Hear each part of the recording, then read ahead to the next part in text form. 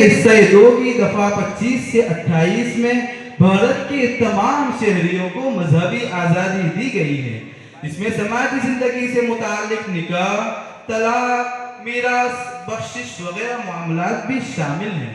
यानी इन मामलात में मुल्क के तमाम लोग अपने मजहब पर आज़ादाना तौर पर अमल कर सकते हैं, जिन्हें हम पर्सनल लॉ कहते हैं।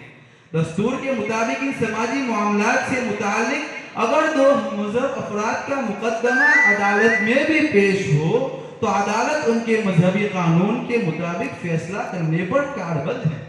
बहुत खूब, ये तो जमहूरियत के ऐन मुताबिक है, लेकिन जनाब ये यूसीसी आखिर किस बला का नाम है? जी अभी समझाई देता हूँ। यूसीसी यूनिफॉर्म सिविल कोड का मतलब होता है यकसा शहरी कानून। यानी मुल्क के तमाम शहरियों के लिए चाहे मुस्लिम हो या गैर मुस्लिम यकसा कानून नाफिज करना।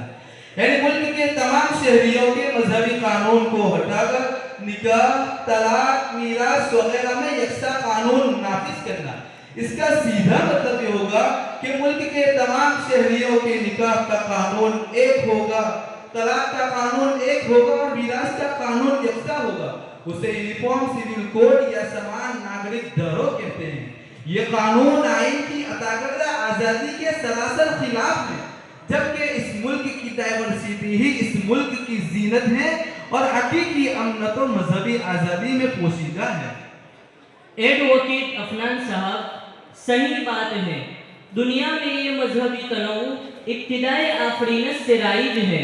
आयत कुरानी वलौ शाअ रब्बुका लजअलन्नास उम्मतन वाहिदह वला यज़ालून मुख्तलिफीन इसी जानिब मुसलमाना ने हिंद की तवज्जो मबजूल करती है और सीरत में मज़कूर मीसाक़ मदीना का दस्तूर इसी और इशारा कर रहा है। हुज़ूर वाला, जब ये मुल्क सदियों से मजहबी आज़ादी और खूबसूरती के साथ राह तरक्की पर गामजन रहा है, तो यूसीसी लागू करने के वाहियात ख्याल ने आखिर क्यों कर जन्म लिया?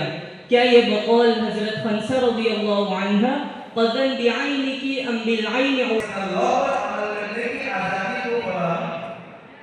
वकील साहब, यही इंसाफ का तकाज़ा है और यही मजहबी हम आहंगी को रवा रखने वाली हिंदुस्तानी तारीख और तहजीब की सलाए बाज़गश्त है।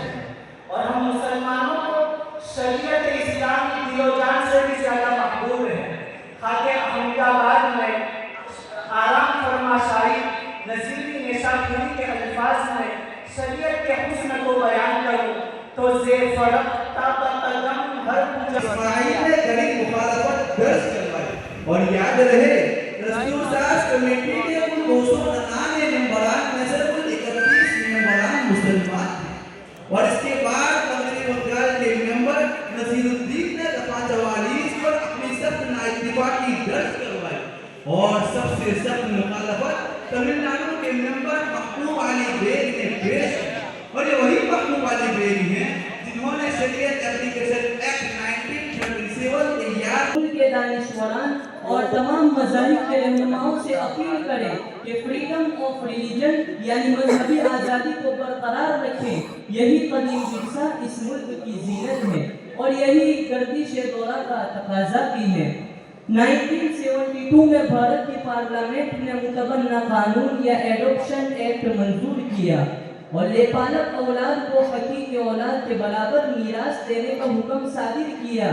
ये कानून तालीम कुरानी व मा जअल अदइयाकुम अबनाअकुम की मुकम्मल खिलाफ वर्जी थी।